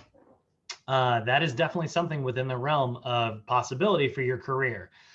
I would say having the sports performance assessment certification will help you for sure. No doubt that it will. But you will also probably want to get a textbook that is actually specific to football. Do not make the mistake that this will prepare you entirely for a job in one particular. Again, we always need to be more specific about things. This is a general sports textbook. It is not a football or golf or boxing textbook. So that is one thing I want to be clear about here. There are definitely more assessments than are in the book. And then there's your performance assessments that are cardio based. There's the Harvard step test, which is similar to the YMCA step test that we did in class the other day. There's also the shuttle test, also known as, more commonly known as the beep test. The beep test is really great because you can test a bunch of people all at once, which is always really nice. But basically, you set up a group, you'd use 20 meters away, there's a row of cones, and then you're going to play this track that's like, this is the 20-meter beep test. Try to get to the other line before the beep is over, and it'll just beep faster and faster and faster and faster and faster. And you're just going to watch as people like kind of slowly drop out. So you can see here, they assumed the beep was gonna, you can see they all like tripped for a second because they thought the beep was coming and it didn't. See how they're like, but so yeah, this is kind of a nice one because you can test the cardio of like a ton of people all at once, because you're basically just going to be like, all right, you got to round 17, you got to round 15, you got to round 20, you know, and that you can use that. So you can see how many people are doing it. And you'll notice like the beeps are going to get faster and faster and faster until eventually there's just, now it's like they weren't waiting anymore. They're just getting from one end to the other. And eventually they have to kind of pick up their pace. And you're going to start to see people will start to drop out here. And you get 3 strikes. If you don't make it to the line, that's a strike and you're not allowed to continue. But yeah, see. Oh, come on. She's slowing down. Let's go. But you see how much faster they're traveling now compared to the kind of slow, almost like a little jog in the beginning, but now they are running. And they're really starting to get kind of fatigued here. And let's see. I was expecting to see like a little bit of a faster drop off here. Down to 4.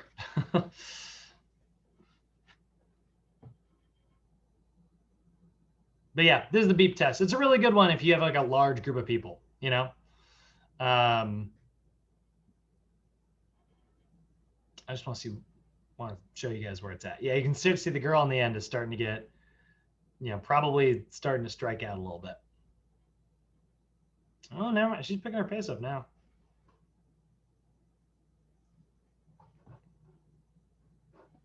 Oh my God. Did they all make it to the end? All 4 of these girls? I swear, I'm looking at the preview here and I see people. There we go. Poof, you know, like on the ground, you know. Beep test is brutal, but it only takes like, you know, you can get the whole thing done in about 10 minutes, 10, 20 minutes, depending on how good your client is at it. Really, really, really great assessment for testing your cardio. Those of you who, you might have done this in high school, actually. So a lot of performance testing in the world of athletics. Love to talk about it. I always think it's a really fun, fascinating thing, you know, and you'll get clients every now and then who are really motivated by this kind of stuff. You know, every now and then it'd be like, all right, well, we're going to do, I used to do jokingly, whenever I had a client who I could tell was like really into the competitive side of things, you know, I'd be like, well, we're going to do the Bob Combine, you know, and I would come up with what I could do in my gym that was most effective for my client. And we'd revisit it, you know, every like 3 months or so. Just to like look for improvements. It's a really cool kind of thing to, kind of cool tools to add to your arsenal. Any questions so far, guys? How y'all feeling? I'm feeling good. Cool. Anybody kind of excited to kind of try some of these? Like, I want to know if anybody out there is like, by the way, you can get the beep test. You just need to set a cone, 2 cones, like 20 meters apart. And you can download, there's a beep test app on the iPhone and on the, on Samsung, or, you know, Google or whatever. And you can get on the store and just look up beep test. And, you know, you hit start and then it plays through like your phone speakers. So if you get headphones in, you can listen to it and you can just test yourself. I used to do it when I was younger. So kind of fun. All right. So we talked about how our assessments inform our workouts. There is no better example of that than if we are talking about flexibility training. So let's talk about flexibility training. So our objectives, we want to understand flexibility's effect on the entire kinetic chain, the rationale for why we want to have flexibility. And today we are going to differentiate between the different types of techniques that we have. So we're going to talk about the different types of stretches that are out there. Because it's not just big, long, slow, static stretch holds. There's a lot of different stretching techniques. So really quickly, reviewing a little bit of anatomy. If we talk about the idea of why flexibility is so important, we know that it's really important to maintain optimal flexibility because that allows us to maintain ideal posture, right? We are trying to decrease muscle imbalances and reduce our risk of injury. So 3 things we need to remember about flexibility. When we see altered flexibility on the kinetic chain, that is an example of what we call altered reciprocal inhibition, right? Altered reciprocal inhibition, right? Remember, reciprocal inhibition without the word altered, right? Reciprocal inhibition is how your brain reciprocates movement. You know, if one muscle contracts, the other muscle is designed to relax. So if I contract this way, this muscle lets go. If I contract this way, this muscle lets go. And my body reciprocates on the opposite side of the joint. When I squeeze my bicep, my tricep lets go. When I squeeze my tricep, my bicep lets go, right? It's designed to be a give and pull situation. But let's say I try to pull this way, but this muscle refuses to let go. Now I have altered my reciprocal inhibition. I screwed it up, right? So a tight muscle decreases the neural drive of its antagonist, right? A tight agonist decreases the neural drive of its antagonist. So a tight hip flexor turns your glutes off. So regular reciprocal inhibition is a physiologic process whereby an agonist contracts and its antagonist relaxes. Altered reciprocal inhibition, that isn't working anymore. So now what'll happen is a synergist muscle steps in. We have what is called synergistic dominance. This is where a synergist muscle takes over for the weakened agonist that was supposed to do its job. But it can't do its job because it's being turned off by the antagonist, right? So in our example, an inhibited gluteus maximus isn't doing hip extension effectively. So the hamstrings assist by doing that instead. Now they are designed to assist. They are a synergist muscle, but they are not designed to do the whole job. So this is going to cause an alteration in the movement pattern. We are going to end up with what we call relative flexibility. And so it's like, hey, I'm flexible. Yeah, relatively, like that's what it means, right? Like if you said, yeah, I can touch my toes, and then you do this, right? It's like, yes, it is a fact I am touching my toes, but I'm doing it by bending my spine, not by stretching my hamstrings, right? So I'm relatively flexible. I'm not actually flexible. So relative flexibility is where your body finds the path of least resistance during a movement pattern. This leads to you moving in a way that you're not designed, which will lead to arthrokinetic dysfunction, which is a big fancy way of saying you're going to have bone and joint problems, right? So the biomechanical dysfunction of two joints that leads to an abnormal movement, that's going to cause injury, right? So how does this happen? Well, quickly reviewing our muscular anatomy, remember your muscles are arranged in what are called fascicles, right? A fascicle is a bundle of muscle cells. And if that fascicle gets tight, right, because maybe the proteins within each of those individual muscle cells get so used to being contracted that they stop letting go, right? You have a tightened fascicle, which will tighten the entire muscle. Maybe some of the fibers are flexible, but not all of them, right? So a fascicle is a bundle of muscle fibers held together with connective tissue. You've got the innermost layer, the middle layer, and the outermost layer. The outermost layer wraps around your entire muscle. That's your fascia. The middle layer is the fascicle wrapper, and the innermost layer is the cell wall around each individual muscle cell. Now, within your muscle cells, right, within each individual muscle fiber, you have these myofibrils, right, these little proteins. And those proteins are meant to bind together so that they can pull, right? Like this guy grabs this guy, and then this guy pulls this way, right? And then let's go, and contraction occurs consistently, right? Those proteins are going to be called actin and myosin. So actin is the thin filament. It has binding sites that allow myosin, which have little heads on them, to actually reach out and grab. So when you look at like actin and myosin, actin is the little thin strand, right? We can see this little thin strand right here, right? And then these little heads, this thick strand in the middle, that's your myosin. So myosin's heads reach up and grab, and they pull actin towards the center. So this little red bit is going to move towards the center here. This little red bit's going to move towards the center here. So then the entire thing is going to slide across kind of like that, and then it can relax back to length. So it slides and relaxes. And that's how muscular contractions actually occur. It looks something kind of like this. Come on. Right? They're kind of wiggling it this way.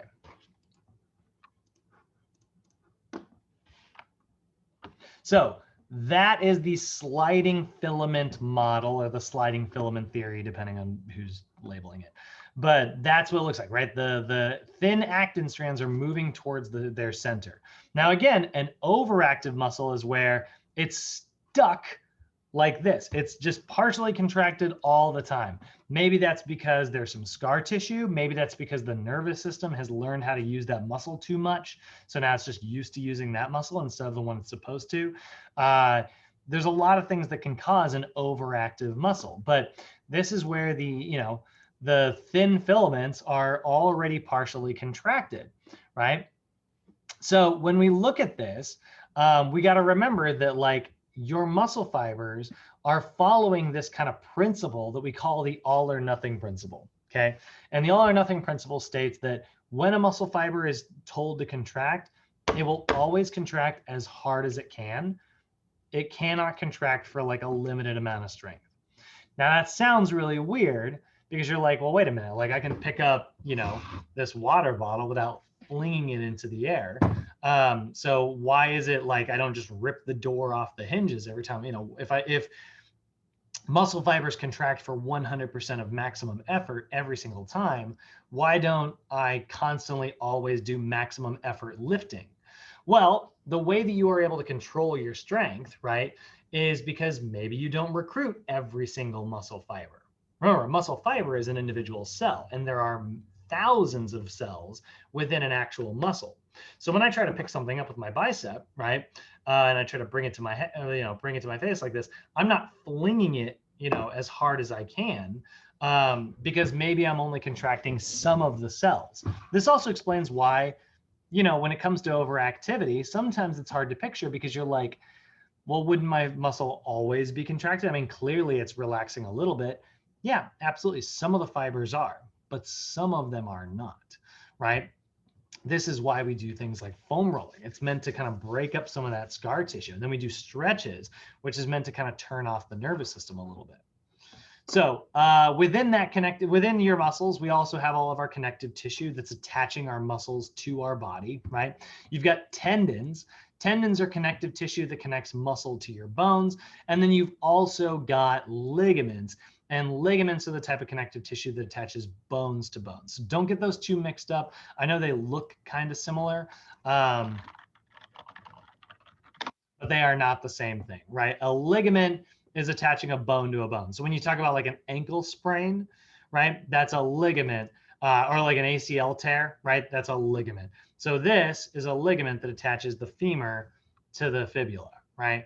But then you can see here, this is a tendon. A tendon attaches a muscle to a bone. So tendons, right, are, your muscle slowly becomes a tendon. They are the connective tissue that attaches between the muscular section and the bone section. And then another type of connective tissue that is also surrounding all of your muscles is your fascia, okay?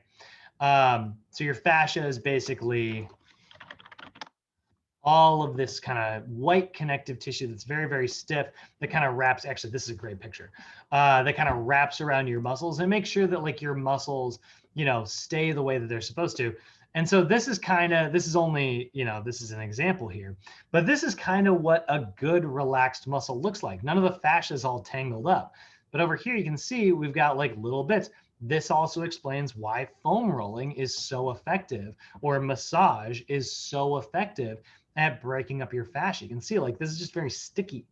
And so it's all stuck together, right? It's meant to keep your muscles moving along like the way that they are designed. But sometimes it just gets through like trauma and overuse injuries and things like that. It gets kind of tangled up. That can also cause a tight or overactive muscle. Now, why does that happen? Well, there's a principle here.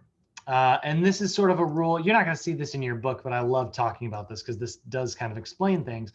There's a rule called what's called Davis's law. Oh, where's Davis's law? Oh, God, it's all the way down here. Sorry, we'll get there in just a second. Within this, why is all this happening? Why is an overactive muscle firing? Could be because of your nervous system. Could be your nervous system is just used to contracting things. For instance, like when you see somebody with like really tight shoulders, right? And they, this could be just like a stressed person. Maybe they have a very stressful job. Maybe they have a very stressful lifestyle. Maybe their autonomic nervous system is just a little bit overactive itself. Whatever's happening, but they are experiencing like this kind of tightness in their trapezius muscles, right? Could be trauma. And so then like the nervous system is saying, wow, we tore this muscle before, I'm going to partially contract that muscle forever. So your nervous system is just dedicated to holding that muscle in a contraction to keep it from, ever relaxing and stuff. So that can cause overactivity. Also aging, right? Like as we get older, we tend to get a little bit stiffer. We tend to get a little bit weaker, right? Because you're experiencing changes as we get older, right? We can experience atrophy. Atrophy is a loss in muscle fiber size. So if you've ever been like a cast, for instance, you don't get to use your muscles in that arm. So you might experience like atrophy. One muscle might shrink a little bit compared to the other one. Or maybe you experience sarcopenia. which is a decrease in the number of muscle fibers. Your body goes, well, we're not really using these muscle cells and they burn a whole bunch of energy, so we're getting rid of them, right? So when you immobilize things, right, immobilization could be being in, like I said, like being in a cast, or maybe it's just you living a lifestyle consistently one way. You know, maybe you're a taxi driver, right? And so you're just in the same position every single day. That can shorten your muscles and they get used to being in that position. And that is going to cause overactivity of your muscles, right? These terms are never going to come up, actually. So this is where we talk about, like, you know, how your muscles are kind of like being arranged.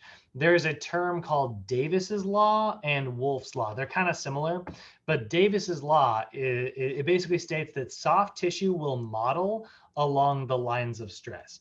What that means is when you put stress on the body will adapt itself to respond to that stress. So if I left my arm like this all day, my arm is going to get used to being in this position. And then when I go to relax, I'm like, oh, it's going to feel, you know, my muscles are going to go, we don't want to let go. We've been doing this all day, right? That's Davis's law. It is, again, it's an example of functioning following form and form following function, right? They're directly related. So again, you're spending all day on the computer like this, right? My shoulders are going to get used to being in this position. My head's going to get used to being forward, right? That's Davis's law. And then Wolff's law is really similar to that, except it describes hard tissue. Hard tissue will also adapt to the loads that are placed upon it. So if we know that Davis's law and Wolff's law are true, we want to make sure that we are exercising with good form, and we want to put stress on hard and soft tissue. I want you to lift heavy weights. That's how we're going to build muscle. It's also how we're going to build bone. Because remember, heavy weight causes your bones to flex, which causes little microfractures, which causes your immune system to go, holy crap, our bones got damaged. So then they build it back, but they make it stronger so that it won't get damaged in the future. That is true of muscles. It is true of bones. And it's kind of true of mental stress as well. When we talk about like why overactivity occurs, right, we got to kind of look at what is called the cumulative injury cycle.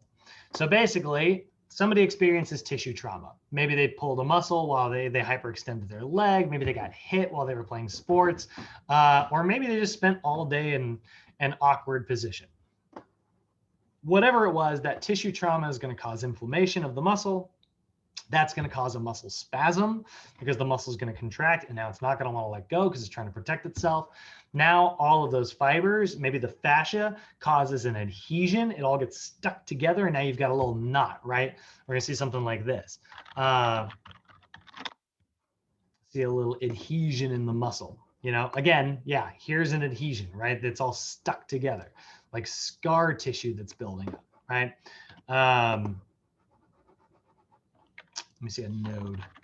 Give me a picture of a node. There we go.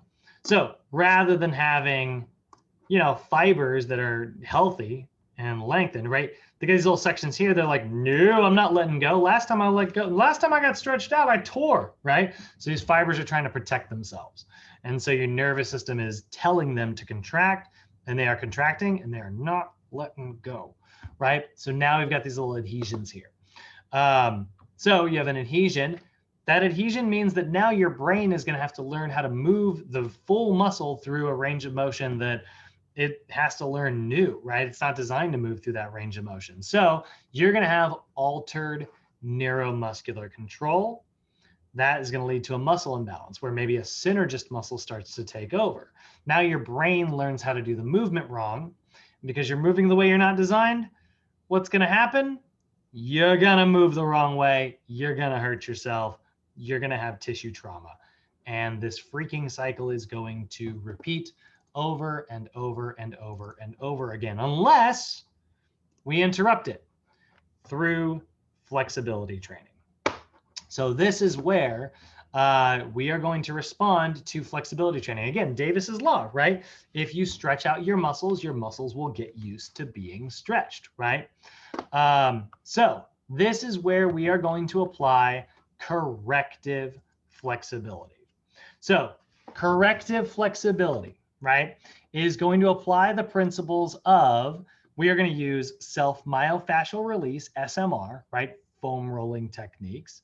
That could be a foam roller, could be a massage gun, could be a lacrosse ball, whatever. And static stretches. Static stretches are your long, slow stretches. They are the best at improving tissue length. Not that other stretches aren't good. It's just that when it comes to improving length, static stretches are our jam. We also might use neuromuscular stretching. Neuromuscular stretching is sometimes called PNF stretching. I will talk about that in later classes. But we'll get to that later. So we also might, corrective flexibility, static stretches and foam rolling are both going to benefit from what we call autogenic inhibition, right? Remember, autogenic inhibition is the process by which your nervous system will actually inhibit a muscle spindle because you are stimulating the Golgi tendon organ. So remember what those two things are, right? Muscle spindles are the sensory receptors that tell your muscle how long it is. Golgi tendon organs are the sensory receptors that tell your muscle how much tension there is. So if something's like losing its grip, right? Like it's starting to really lose its grip and it's going to fall off, right? That means that tension's really high. There's so much tension it's going to let go, right?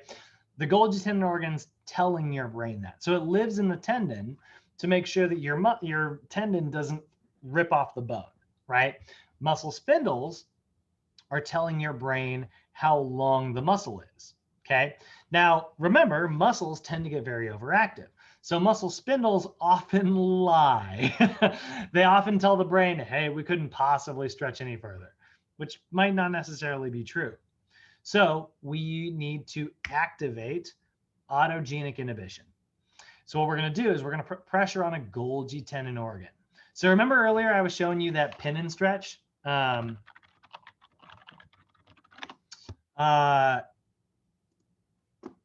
I was saying, like, in my favorite version, she's doing it as well. She's kind of placing it like midway. This is like the origin of the biceps femoris. This could be really good, right? Remember, the biceps femoris, the short head, starts in the middle of the thigh. Right? It starts right here. So that's where she's placing it. Why is she placing it at the start? Because that's the origin. That's where the tendon lives. So when you're foam rolling, guys, generally, you don't just want to put the foam roller in the belly of the muscle. You want to place it near the origin or near the insertion because you are trying to put pressure on the tendon more so than you're trying to put pressure on like the belly of the muscle. So I like this version here, and I like right behind the knee here. Both of those spots are really, really good. So that, by putting pressure on the tendon, you are going to activate the Golgi tendon organ. And it's going to start freaking out because suddenly it senses a bunch of tension because you're poking it, right? So now it's going to go, oh my gosh, there's so much tension, we might rip off the bone. So what it'll do as a protective mechanism is it will tell the muscle spindle to let go and relax the muscle. Because if it relaxes, it'll be able to move through a bigger range of motion and the tension will be released. So this is why static stretches, when you draw a muscle through a range of motion, right? Say like I'm going here and I stretch really far, right? I'm pulling on the tendon and now the tendon's going, hey, hey, hey, hey, hey, hey, if we stretch any further, I'm going to tear off the bone. So as a protective mechanism, it tells the muscle to shut down and it turns the muscle off. And now you'll be able to stretch through a range of motion safely without tearing it off the bone. So that is that process. We call that autogenic inhibition, right? Autogenic inhibition, putting pressure on the Golgi tendon organ in order to relax the muscle spindle. You can do this through foam rolling by, poking that muscle, or you can do it by stretching the muscle to full length and holding it there for a really long time. Either version activates autogenic inhibition. But let's say you don't want to do that. Let's say you don't want to turn your muscle off, right? Because that's the thing. It leaves the muscles kind of groggy and sleepy. So now they're not going to be very powerful. If you're lifting really heavy that day, you just reduced all your power. You might not be able to be as explosive as you need to be. So then instead, maybe we want to apply a different physiologic process. So maybe we decide to use reciprocal inhibition instead. We already talked about reciprocal inhibition earlier, right? When you contract one muscle, the other muscle turns off.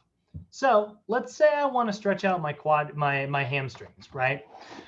So what I can do is I can contract my quadriceps, which are the antagonist to my hamstrings, right? My hamstrings are back here. I want to turn this muscle off.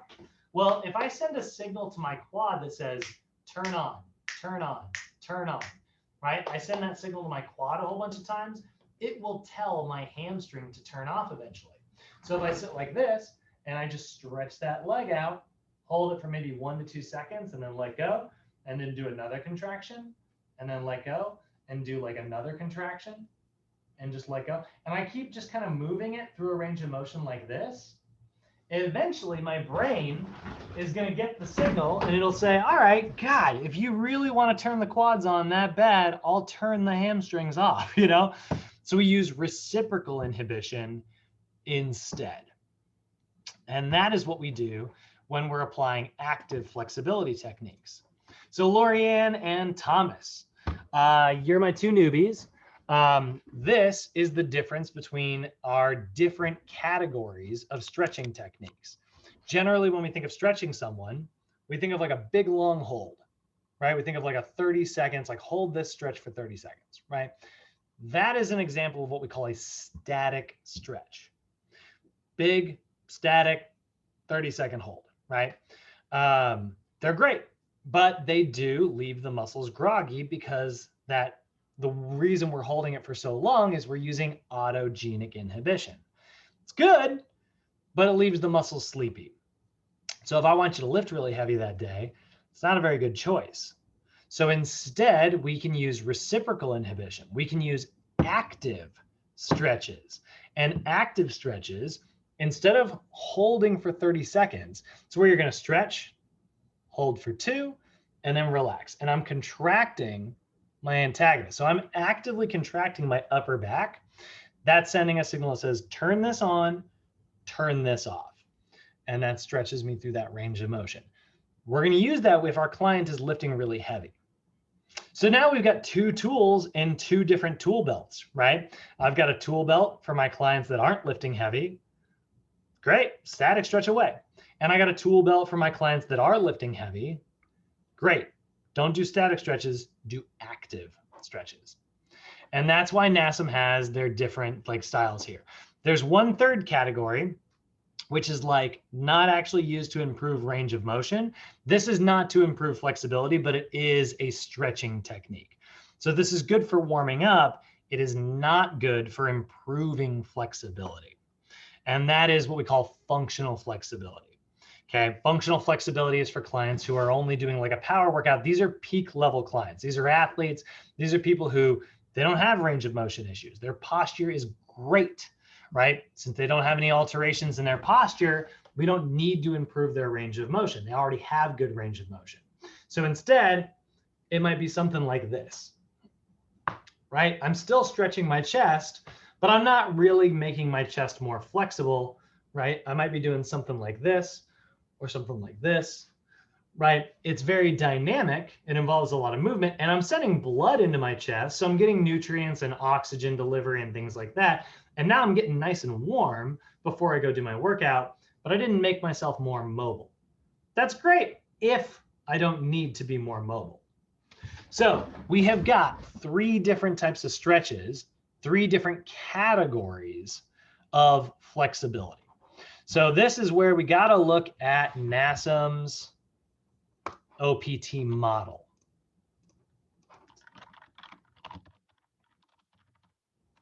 So the key to program design, as we're looking at it, we are categorizing our clients in 5 different categories. Whether they are a stabilization client, well, sorry, hold on. I shouldn't say 5 categories. Let's leave the 5 categories alone. 3 categories, 3 levels, okay? These over here on the right-hand side. These are the 5 phases. We'll get into phases later. For now, we're just talking about levels. So stabilization, strength, and power. Your client is either a level 1 client, a level 2 client, or a level 3 client. If they're a level 1 client, they're going to get those static stretches. If they're a level 2 client, they're going to get the active stretches. And if they're a level 3 client, they're going to get dynamic stretches. So it depends on where you are putting your client on the OPT. It's a brand new client, start them in stabilization every time. That's your foundation, right? Remember, we talked about integrated training yesterday, right? Integrated training is using different techniques, but it is also systematic. You are building a foundation before you go to the high levels. We're not just like throwing stuff at people randomly based on what is most convenient or fun or easy, right? We are basing it on, I'm going to build my foundation here, then I'm going to build on top of it here, right? You wouldn't start building the walls to your house without putting the floor in first, right? You need the concrete foundation before you build on it. So we need a system, right? We got to be systematic here. So if your client is in level 1, which only consists of phase 1, you are going to use corrective flexibility. So think of it as 3 different tool belts, right? You've got a stabilization tool belt, you've got a strength tool belt, you got a power tool belt. So if my client is in level 1, I'm going to use my corrective flexibility tool belt. What is in my corrective flexibility tool belt is self-myofascial release, SMR, foam rolling, lacrosse balls, whatever. Static stretches, big, long, 30-second holds, right? Occasionally, this is a little asterisk next to this one, PNF stretching, which is where you're doing the trainer assisted stretches where they contract and relax.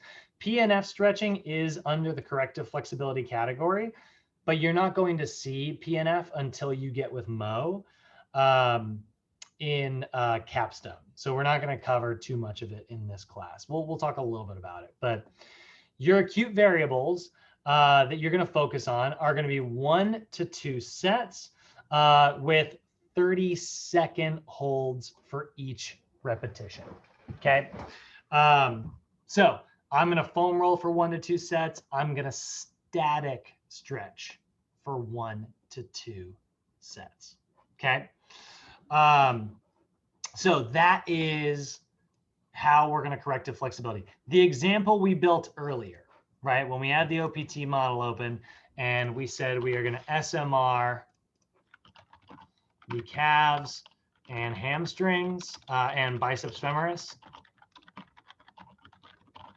And then we did a static calf stretch and a static supine biceps femoris stretch. And we held each of those for 1 set each, 30 seconds each, right? When we built this earlier, right? We know that this client is in phase 1. They are a corrective client. Now, if they weren't in phase 1, but these are still overactive muscles that they have, then if my client is in level 2, let's say they're a strength client, I wouldn't do a static calf stretch. I would do an active calf stretch. I wouldn't do a static supine biceps femoris stretch. I would do an active supine biceps femoris stretch. That's going to still be 1 to 2 sets, but now I'm not holding my stretches for 30 seconds. I'm holding it 1 to 2 seconds each rep, and we're doing 8 to 10 reps. Okay, so it might look something more like this, right? Or I'll probably just write 10 reps each, and then under the coaching tips say hold each rep 1 to 2 seconds. Right, so that's an active version. That would be a client in phase 2 or phase 3 or phase 4, because those 3 phases are level 2, right? Look at the staircase, right? Phase 2, 3, or 4, they're all strength level clients. So they get active stretches. Now, if they were a client in phase 5, which would be the power level, right? They wouldn't get active stretches. They wouldn't get static stretches. They would get dynamic stretches. So that might be like a heel walk, right? Which is a dynamic stretch for the calves. It might be a toy soldier, which is a static stretch, or I'm sorry, a dynamic stretch for the hamstrings. That's this one right here. Looks like a nutcracker walking, right? Toy soldiers, straight leg kick, whatever you want to call it. And that would also be 1 to 2 sets. And that would be 10 to 15 repetitions each. And I wouldn't hold my reps. So we're just going to delete that. And so I kept my foam rolling the same. My client has these overactive muscles, right? I know these are the muscles I want to stretch out. But now I have different categories of stretching techniques that I'm going to use depending on the client. So my corrective flexibility tool belt that is used for all level 1 clients is going to consist of self-myofascial release, it's foam rolling, and static stretches for 1 to 2 sets, 30 seconds holds each repetition. My clients that I'm gonna, my tool belt that I'm gonna use on all of my level 2 clients is gonna be my active flexibility tool belt. That's gonna also have self-myofascial release. That tool exists in both belts. But I'm gonna use active isolated stretches. That means that I'm gonna do active flexibility instead. 1 to 2 sets, 5 to 10 repetitions instead of just one big long rep, and 1 to 2 second holds each repetition. Then if my client is in the power level, all of my level 3 or phase 5 clients are going to get my functional flexibility tool belt. It's also going to use foam rolling at first, but then we're going to do dynamic stretches for 1 to 2 sets of 10 to 15 repetitions. Does that make sense? Just really quickly checking in with Lorianne and Thomas. How you guys feeling about that? Or anybody, actually. I mean, I'm just hanging in there. I mean, I'm just going along with you. I'll have to review everything.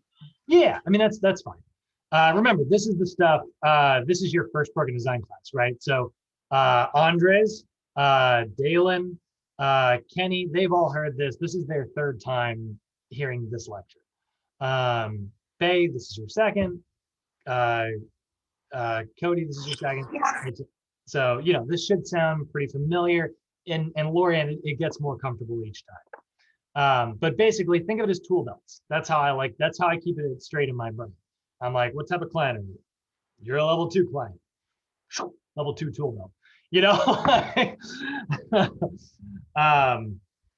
So that's how I like to kind of picture it in my head when I'm writing these things. Now, really quickly, I do want to discuss neuromuscular stretching because it is really cool. But this is neuromuscular stretching. It's called PNF, which stands for proprioceptive neuromuscular facilitation. Friggin' long thing to say. So we call it PNF stretching, or we call it neuromuscular stretching, which is easier to understand.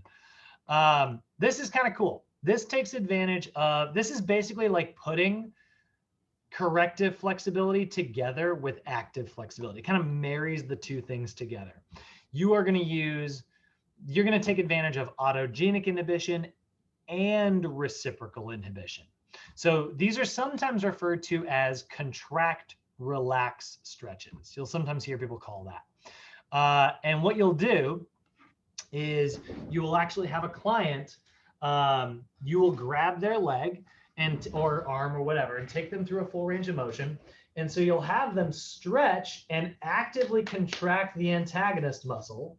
So that's using reciprocal inhibition, right? So I would contract my quad, and that's going to tell my hamstring to relax. And I would contract it as hard as I can for like, well, not as hard as I can actually. I contract it a little bit. I would contract it for about 7 to 15 seconds. Then I would relax and draw my leg through a really deep range of motion. So I would do an active stretch between a big, long static stretch. So we do 1 to 3 rounds or 1 to 3 reps where you do a big stretch for about 20 to 30 seconds. Then you contract the muscle for about 7 to 15 seconds. So you're getting autogenic inhibition here, and you're getting reciprocal inhibition here. And then you have your client, try to relax for a few seconds. There's a little latency period. And then you actually draw them back into autogenic inhibition, but you get to move a little bit deeper.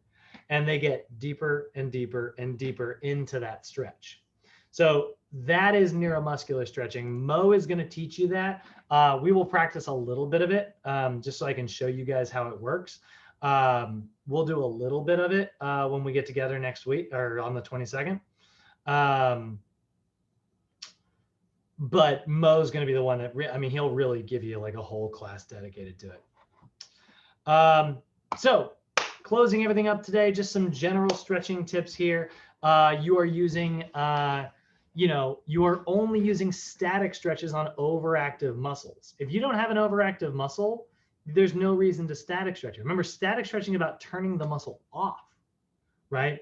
So you should use static stretches on the muscles that you want to turn off. If I'm going in for a max strength bench press day, it doesn't make any sense for me to do a big, long static stretch on my chest because I'm going to inhibit that muscle beforehand. Now, during your cool down, that's not true. During your cool down, we don't care. Turn your muscles off. Like the workout is over, you are welcome to turn the muscles off if the workout's already done. But at the beginning, during your warm up, don't use static stretches on the muscles that you are going to try to strengthen that day. This is why you'll hear sometimes people say like, oh, you shouldn't stretch before you work out. That's not true, but you shouldn't do static stretches for the muscles that you are about to work out. So don't do static stretches before intense activity unless a muscle imbalance exists. If a muscle imbalance exists, then that rule doesn't apply. If you've got really rounded shoulders, then you should still do your static stretches. Yes, you are going to lose a little bit of strength, but it's worth it because it's going to keep you safe. So there's usually about a 7 to 8% reduction in strength when it comes to static stretching, and it can last sometimes up to about 2 hours. There's a lot of debate over this issue. It's been measured a lot of different ways, but what NASM's saying here is static stretches have been shown to show about a 7 to 8% reduction. If that 7 to 8% reduction isn't going to ruin your day, then don't worry about it. But if you are like an athlete who's trying to train for maximum intensity, again, don't do those static stretches before you do this. Instead, combine it with active stretches or dynamic stretches, and that can have a positive effect there. This is why we have different categories of stretching techniques for different clients, right? Static stretching, it can reduce your jump height, it can reduce your balance, it can reduce your reaction time. Instead, we use active isolated stretches, or we use dynamic stretches.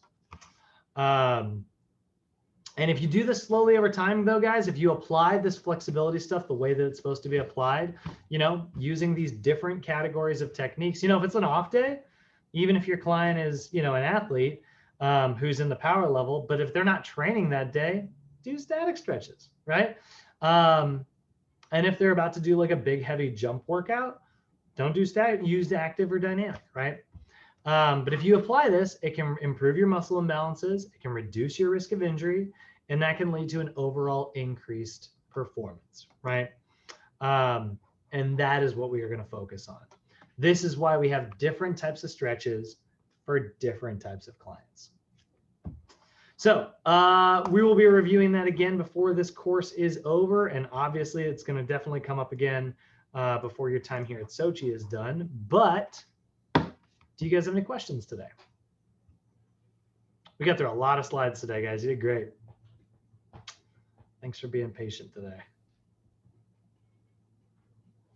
Thanks, Brad. I will have everything done before the weekend. Yeah, no problem. And if you need help, let me know if you need help with the resume and cover letter. Yeah, I may be calling you for that. Okay. Thank you for offering. Yeah, of course. All right, ladies and gents, I'm gonna let you guys out of here. I hope you guys have a great freaking weekend. Get some rest, get some fun, do what you got to do to take care of you. And I'll see you guys on Monday. Thank you. God bless.